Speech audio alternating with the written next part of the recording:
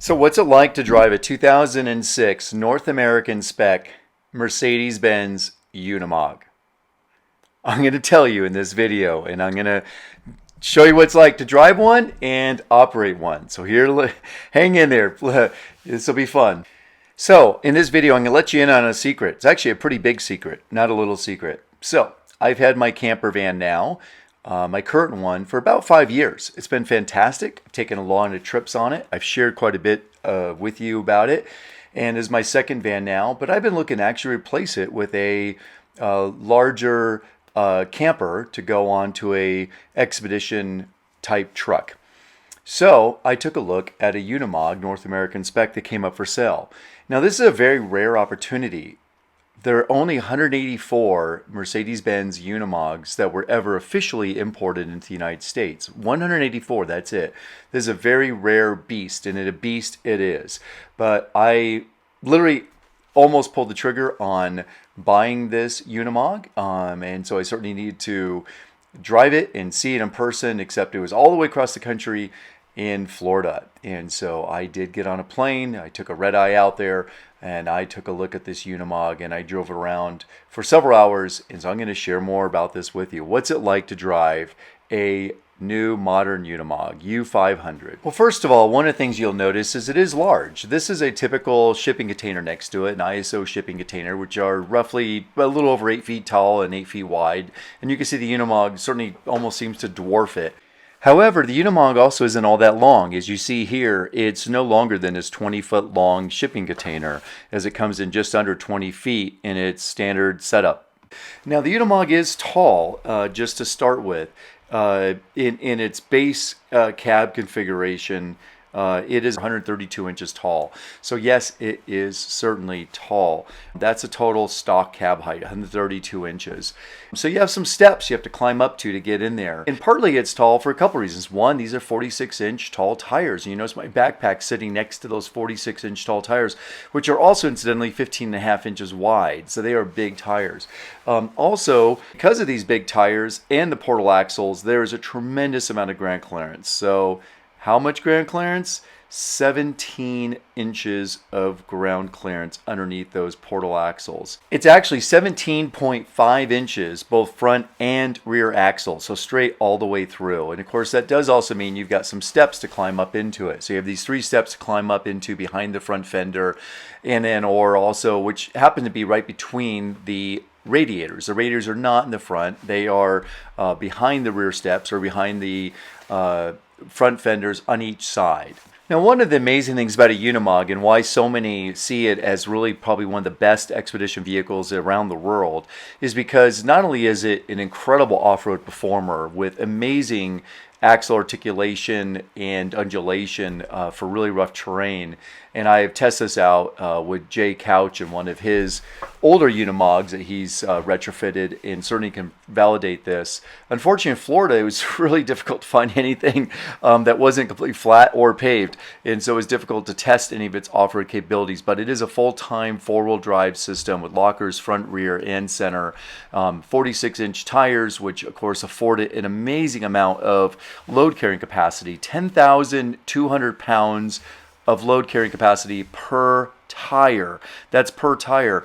The gross vehicle weight rating on this truck is 33,000 pounds. Now, to put that a little bit in perspective, the actual vehicle weight itself is only about 10,000 pounds. So it gives you a tremendous amount of weight carrying capacity, and that is fully rated in off-road conditions. This off-road not only capability but also the load carrying capacity is what is tremendous about a Unimog. And even though it has a fairly modest wheelbase of only 153.5 inches and a total length of 242 inches, that is rather reasonable. That is actually shorter than many American pickup trucks in length and also certainly in wheelbase. To put that a little bit in comparison, my current Sprinter van has a 170-inch wheelbase, about 24 feet in total length, which is also what the Unimog would be with a 15-foot camper body on it. My Sprinter van is about a 14.5-foot body on the inside, or camper on the inside. But obviously my Sprinter van only has a real cargo carrying capacity of about 4,000 to 5,000 pounds. Still incredibly significant compared to any real pickup truck out there, but nothing compared to something like the Unimog. As a matter of fact, in the Unimog literature, it says it is capable of pulling over 1,000 tons of cargo. That's pulling capacity, which is obviously just phenomenal. There's some other phenomenal specs when you look at the Unimog specs, and again, this is a North American spec'd one. It was very well spec'd out. It does have, when you get in the cabin, all these different hydraulics, which is standard on the Unimogs, maybe 4 in the front, 4 in the rear. And this one was used actually for plow service for somebody's cabin up on in the high country in the Rockies. And this 2006 Unimog did show some wear and tear from being essentially sitting out most of the time or being used as a work truck both in the winter and summertime for somebody's remote cabin. It did not come with the factory central tire inflation option I would love to have if I were going to get a Unimog or some other vehicle like this. However, even though it did have some scratches in the cab and so forth, the cab is actually 100% carbon fiber. So scratches are not going to cause any rust or stuff on that. So everything else you see as rust is for the most part just aesthetic and not really problematic. Now, starting the Unimog is really nothing spectacular. You can see here in the gauge, it's got about a 75 mile an hour speedo. That's probably about the max it'll do. It revs very low with its big, torquey diesel engine. It really doesn't really go over about 1,500 to 1,800 RPMs in revs, maybe 2,000 when you're really pushing it. It has no problem accelerating. I do have a lot of, or I did take a lot of footage of me driving on the freeway and overtaking semi-trucks with absolute ease. Unfortunately, those videos got lost. But essentially, it drives just like a normal vehicle. You put the key in, you start it, and you put it in gear, and you drive away. This one happened to have an automated manual, which means you can be in either manual or fully automatic or anywhere in between. So as you're driving it, you can tap the shift lever and shift into any gear at any time you want. It's got 8 normal forward and 8 normal reverse gears, but it also has dual transfer cases, a working and a crawl transfer case. So you have essentially access to a full 24 forward gears and 24 reverse gears. And shifting out in and out of them is as easy as just stepping on the gas pedal or slowing down, and it will shift for you automatically. It's automatically actuated, or you can just tap the shifter, or you can even put it in full manual mode and it will just do exactly what you want it to do only. Typically when driving it, it starts out in usually about 3rd gear because it has so much torque and it just doesn't need those 1st and 2nd gears in the normal gearbox to start accelerating. And sometimes it'll start in 2nd, but normally in 3rd, and then it will just simply start pulling away from there and eventually maybe upshift to even 5th or 6th before you get into highway, and it may just like jump to 8th gear. So it doesn't need many gears at all with its big torquey engine to keep this thing moving. Without a doubt, it's not a spirited driving experience, but it is reasonable to drive it as far as acceleration goes. Braking, on the other hand, was a little more touchy. These are air brakes that are designed to handle not only 33,000 pounds, and this is a completely unloaded one, but also, remember, 1,000 tons of a trailer pulling capacity and therefore also braking capability. So the brakes were a little touchy. They are full air, well, they're actually a mixture of hydraulic to air brakes. It's a little more touchy, but the bottom line is you can also manually shift and come down to about 2 or 3 miles an hour just by shifting without even using the brakes. So you can practically come to a stop without even needing the brakes, but nonetheless, it's a little bit more challenging to drive. It is surprisingly at about a normal vehicle width for a large vehicle. So the cab itself is only 80 inches wide, just 1 inch wider than my Sprinter van, which is also pretty typical for like a Toyota Tundra pickup truck as well. So even a lot of full-size pickup trucks. However, the track width is 72 inches, and because you have 15.5-inch wide tires are really out to about 88 inches in width. So the fenders go out to 90 inches in width, which is about the same width as a larger full-size pickup truck with, say, like 41s or 42-inch tires on it. Nonetheless, its turning radius is quite exceptional. It's about 55 feet, which is also very comparable to my Sprinter van or many other vehicles of size, but I found it actually, in reality, even though that was a spec, I found that it actually seemed to be turn a lot easier. I was able to make a full U-turn in about 2.5 lanes.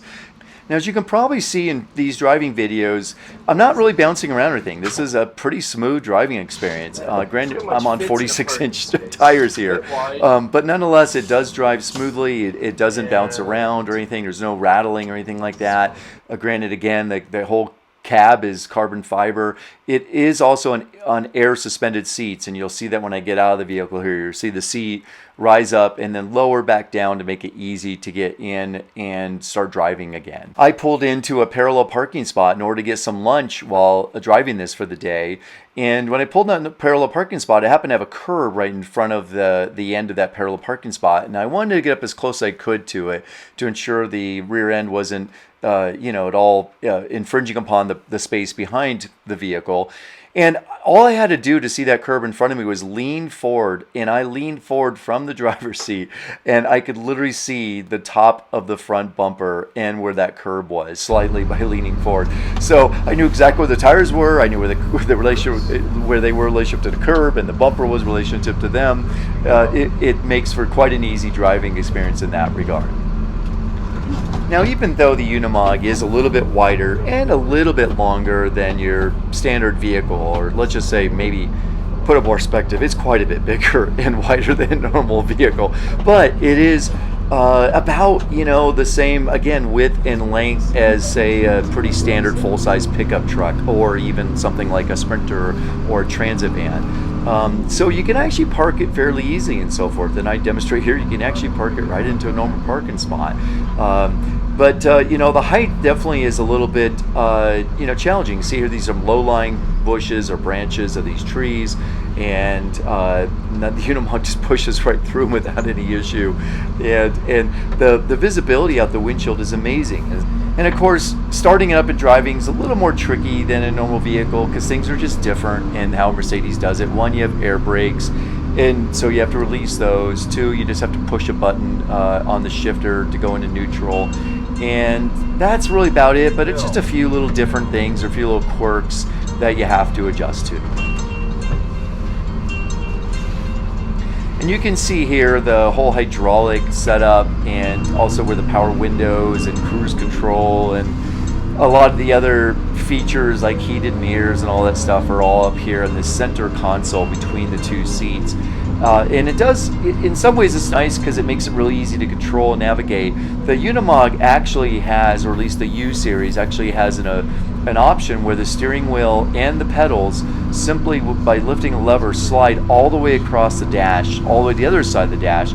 So you can simply, when you need to look out the right hand side window or side to see something, you just slide the whole steering wheel pedals right over and you get in that seat and you can drive it. And so the center console is designed to be able to be operated from either the passenger seat or the driver's seat. It doesn't matter which side of the world, where you are in the world, or what side of the road you're driving on. The steering wheel pedals just simply slide over to adjust to that, which is a pretty darn neat feature, especially if you're planning on doing international travel with that vehicle like I would like to do with my new vehicle in the future. So with that, thank you so much for watching. Please do subscribe, and you'll be able to see all my videos of other vehicles that I've test driven, the decisions I've come to as to which chassis I'm going to go with, and also the camper box that I'm going to build and build out the inside of. So it's going to be very exciting, and I look forward to sharing more with you. So do subscribe, and we'll see you again soon.